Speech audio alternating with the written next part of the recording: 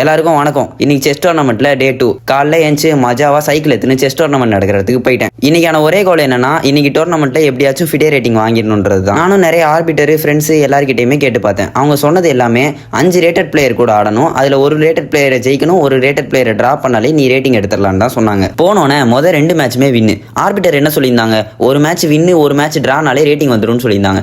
நானும் போய் பார்க்குறேன். போய் பார்த்தா ரேட்டிங்கே வரல. ஃபிடே டோர்னமெண்ட் விளையாண்ட எல்லாருக்குமே இந்த கேள்வி வரும், நெக்ஸ்ட் மந்த் தானே ரேட்டிங் ஓப்பன் ஆகும், இவன் இப்பவே ரேட்டிங் வரலன்னு சொல்லிட்டு இருக்காங்க. அது வேற ஒன்றும் இல்லை, ரேட்டிங் எப்படி கால்குலேட் பண்றதுன்னு செஸ் விளையாட போன இடத்துல ஒரு அண்ணன் தான் நமக்கு சொல்லி கொடுத்தாரு. நம்ம விளையாண்ட 5 ஃபிடே பிளேயரோட ரேட்டிங்கை ஆட் பண்ணி அதை 5ஆல டிவைட் பண்ணி ஆவரேஜ் எடுக்கணும். இப்போ பண்ணி எடுத்தது வந்து பிளேயர்ஸோட ஆவரேஜ் ரேட்டிங். அந்த ஆவரேஜ் ரேட்டிங்கையும் நம்ம எத்தனை மேட்ச் வின் பண்ணியிருக்குங்கிறதையும் ஃபிடே கால்குலேட்டர்ல போட்டு பார்த்தா நம்மளோட ரேட்டிங் வந்துடும். நம்ம 1400க்கு மேல இருந்தா நம்ம ரேட்டட் பிளேயர், 1400 கீழே இருந்தா அன்ரேட்டட் பிளேயர். இவ்வளவுதான் கான்செப்ட். சரி, நமக்கு எப்படியாவது ரேட்டிங் வந்திருக்கும் அப்படின்னு வந்து பார்க்குறேன்.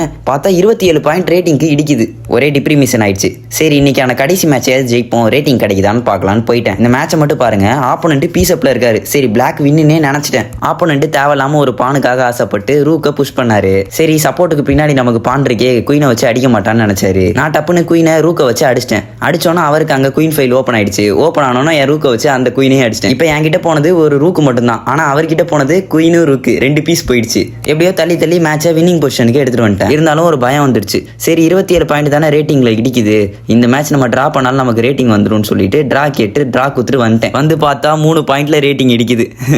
வாழ்க்கையவே வெறுத்துட்டேன். சரின்னு வீட்டுக்கு வந்துட்டு கொஞ்ச நேரம் அந்த மாதிரி டிப்ரெஷன் போகிறதுக்காக டிராயிங் வரைஞ்சிட்டு இருந்தேன்.